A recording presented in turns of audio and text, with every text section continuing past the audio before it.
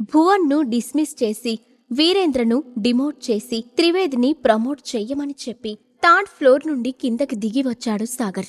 అతన్ని చూసిన అఖిల హడావిడిగా ఎదురెళ్ళి, సాగర్, నువ్వు బాగానే ఉన్నావా? వాళ్ళు నిన్ను ఇబ్బంది పెట్టలేదు కదా అని ఆందోళనగా అడిగింది. ఎప్పటికప్పుడు అఖిల తన విషయంలో చూపిస్తున్న కేర్ సాగర్కి చాలా నచ్చుతుంది. ఆమె తనకు దగ్గరగా ఉన్న ప్రతిసారి అతని గుండెల్లో అలజడి రేగుతుంది. నాకేం కాలేదఖిల, నేను బాగానే ఉన్నాను. మిస్టర్ త్రివేది ద్వారా జరిగిన విషయం తెలుసుకున్న వైస్ ప్రెసిడెంట్ వీరేంద్ర నాకు అపాలజీ చెప్పారు. ఇక నువ్వు వర్రీ అవ్వకు అని నవ్వుతూ చెప్పాడు సాగర్. సాగర్ ఈ సిచ్యువేషన్ హ్యాండిల్ చేయగలడు అని చెప్పాను కదా, నువ్వే నా మాటలు నమ్మలేదు అని దెప్పి పొడిచింది రజిత. కాని అఖిల ఆమె మాటలు పట్టించుకోకుండా, నిజంగా అంత డబ్బు పెట్టి నువ్వు విల్లా కొన్నావా అని అపనమ్మకంగా అడిగింది. హా, కొన్నాను. స్వయంగా నీ కళ్ళతో చూసి కూడా అనుమానంగా ఉందా అని చిరునవ్వుతో అడిగాడు సాగర్. ఆ మాటకు ఒక్క క్షణం సైలెంట్ అయిన అఖిల, నీ మీద నాకు పూర్తి నమ్మకం ఉంది సాగర్.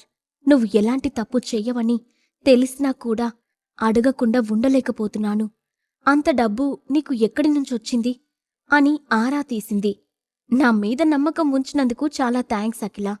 ఆ విల్లా నేను అని ఏదో చెప్పబోయినా సాగర్ను మధ్యలోనే అడ్డుకొని, నాకు సాగర్ వాలకం చూస్తుంటే ఏదో డౌట్ కొడుతుందఖిల. ఇతను నీ దగ్గర ఏదో దాస్తున్నాడు. వెంటనే నిలదీసి అడుగు. నా ఫుల్ సపోర్ట్ నీకే అని సాగర్కి కన్ను కొడుతూ అఖిలను రెచ్చగొట్టింది రజిత. ఆమె మాటలకి కోపం వచ్చిన సాగర్, నువ్వు ముందు ఈమెతో ఫ్రెండ్షిప్ మానేయ్ అఖిల. అనవసరంగా నీ మైండ్ పొల్యూట్ చేస్తుంది అని కొరకొరా చూశాడు. మా మధ్య ఉన్నది ఫెవికాల్ లాంటి స్ట్రాంగ్ బంధం. మమ్మల్ని విడదీయడం నీ వల్ల కాదు సాగర్ అని వెక్కిరింతగా నవ్వింది రజిత. ఆమె వల్ల టాపిక్ డైవర్ట్ అవుతుందని అర్థమైన అఖిల వెంటనే సాగర్ చెయ్యి పట్టుకొని కాస్త పక్కకి వచ్చి, ఇంకా నా మీద కోపం పోలేదా సాగర్?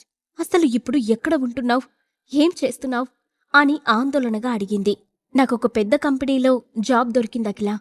ఫుడ్ అండ్ అకామిడేషన్ కూడా వాళ్లే ప్రొవైడ్ చేస్తారు. ఇప్పుడు అక్కడే ఉంటున్నాను అని సింపుల్గా అబద్ధం చెప్పాడు సాగర్. ఆ మాటకి మెరిసే కళ్ళతో, నిజమా? ఇలాంటి బ్రేకింగ్ న్యూస్ ఇంత చప్పగా చెప్తావేంటి సాగర్ అని అతని చేతిని గట్టిగా పట్టుకొని ఊపేస్తూ, కంగ్రాచ్యులేషన్స్ సాగర్, ఇకనైనా ఇంటికి వస్తావా అని ఆశగా అడిగింది అఖిల. ఇన్ని రోజులు తన భర్తని పనికిరాని వాడని ప్రతి ఒక్కరూ నిలదీస్తుంటే ఏమని సమాధానం చెప్పాలో తెలియక తన్లో తానే బాధపడేది అఖిల. ఎన్నోసార్లు ఆ ఫ్రస్ట్రేషన్ సాగర్ మీద చూపించింది. కాని సాగర్ ఇంటి నుండి వెళ్లిపోయిన తర్వాత అతను లేని లోటు స్పష్టంగా తెలిసింది. కాని అది మిస్సింగ్ ఫీల్ అని ఆమెకు అర్థం కాలేదు. అఖిల ఫీలింగ్స్ అర్థమైన సాగర్ వెంటనే ఆమెతో కలిసి ఇంటికి వెళ్లిపోవాలని అనుకున్నాడు. అంతలోనే మరొక ఆలోచన రావడంతో, నేను ఇంకొన్ని రోజులు బయట ఉండాలని అనుకుంటున్నానఖిల, ప్లీజ్ డోంట్ మైండ్ అని సున్నితంగా తిరస్కరించాడు. దాంతో నవ్వుతున్న అఖిల ముఖం దిగులుగా మారిపోయింది. ఆ రోజు మా అమ్మ అన్న మాటలకి నువ్వు హర్ట్ అయ్యావు. అందుకే నాతో రానని చెప్తున్నావు కదా అని బాధగా సాగర్ కళ్ళలోకి చూసింది. అలాంటిదేం లేదఖిల. కొత్త జాబ్ కాబట్టి వర్క్ కాస్త ఎక్కువే ఉంది. మా బాస్ ఎంతో నమ్మకంతో ఈ బాధ్యత నాకప్పగించారు. అలాగే కంపెనీ అమౌంట్తో విల్లా కొని అక్కడే ఉండమని చెప్పారు. అందుకే ఇక్కడికి వచ్చాను అని ఒక్క మాటతో ఆమె అనుమానాలన్నీ తొలగిపోయేలా చేశాడు సాగర్. అతని మాటలు విన్న రజితకి అస్సలు నమ్మకం కుదర్లేదు. ఎవరైనా వర్క్ నచ్చితే ప్రమోషన్ ఇస్తారు. నీ బాస్ ఏకంగా విల్లా కొనిచ్చాడు. కొంపతీసి అదేమైనా ఫ్రాడ్ కంపెనీయా అని అనుమానంగా అడిగింది.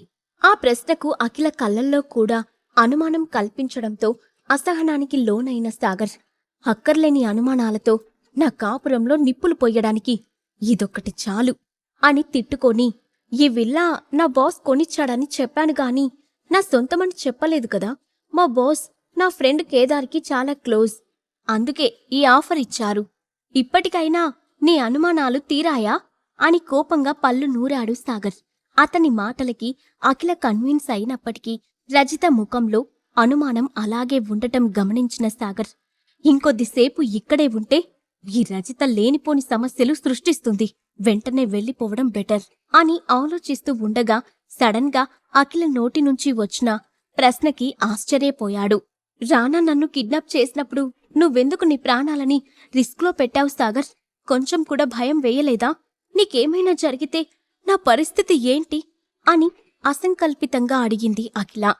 ఆ మాటకి ఆమె వైపు ప్రేమగా చూస్తూ, నా భార్య కోసం ప్రాణం ఇవ్వడానికి రెడీగా ఉన్నాను.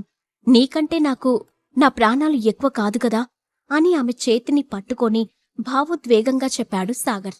ఆ క్షణం సాగర్ నోటి నుండి వచ్చిన మాట, అతని చేతి స్పర్శ అఖిలలో ప్రకంపనలు సృష్టించింది.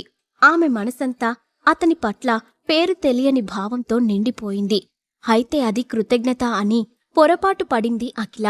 అఖిలతోనే ఇంకాసేపు ఉండాలనుకున్న సాగర్కి తాను చెయ్యాల్సిన పనులు గుర్తుకు వచ్చి, ఇక తప్పక నాకు అర్జెంట్ పని ఉందఖిల, నువ్వు జాగ్రత్తగా వెళ్ళు అని ఆమె తల ప్రేమగా నిమిరాడు. ఓకే సాగర్, నేను ఇక్కడి నుంచి ఆఫీస్కి వెళ్ళిపోతాను. నీ వర్క్ ఫినిష్ అయిన తర్వాత మన ఇంటికి వస్తావా అని సమాధానం కోసం అతడి కళ్ళలోకి చూసింది అఖిల. ప్రస్తుతం నాకు ఒంటరిగా ఉండాలనిపిస్తుంది అఖిల. కొన్ని రోజుల తర్వాత తప్పకుండా వస్తాను అని ఆమెకు భరోసాగా చెప్పాడు సాగర్. ఆ తర్వాత వారం రోజులు యథావిధిగా జరిగిపోయాయి. సాగర్ కోసం తన secretary jasmine Audi car purchase చేసి డ్రైవర్ను కూడా అపాయింట్ చేసింది. ఎప్పటిలాగే ఆఫీస్కి బయలుదేరిన సాగర్ కార్ బ్యాక్ సీట్లో కూర్చొని ల్యాప్టాప్లో ఫైల్స్ చెక్ చేస్తున్నాడు. ఇంతలో ఒకచోట సిగ్నల్ పడటంతో కార్ ఆగింది. అదే సమయంలో ఆఫీస్కి వెళ్తున్న రజిత తన స్కూటీ తీసుకువచ్చి నేరుగా ఆ కార్ పక్కనే ఆపింది. అప్పుడే 8 ఏళ్ల కుర్రాడు ఆగిన ప్రతి వెహికల్ దగ్గరికి వెళ్లి డబ్బులు ధర్మం చెయ్యమని దీనంగా అడుగుతూ సాగర్ కార్కి రజిత స్కూటీకి మధ్య నిలబడి గ్లాస్ మీద నాక్ చేసి, అన్నం తిని 2 రోజులు గడిచింది సార్, దయచేసి కాస్త డబ్బులు సాయం చెయ్యండి అని జాలిగా అడిగాడు. అది విన్న రజిత, ఈ ప్రశ్నలకు సమాధానాలు తెలుసుకోవాలంటే నెక్స్ట్ ఎపిసోడ్ వినాల్సిందే.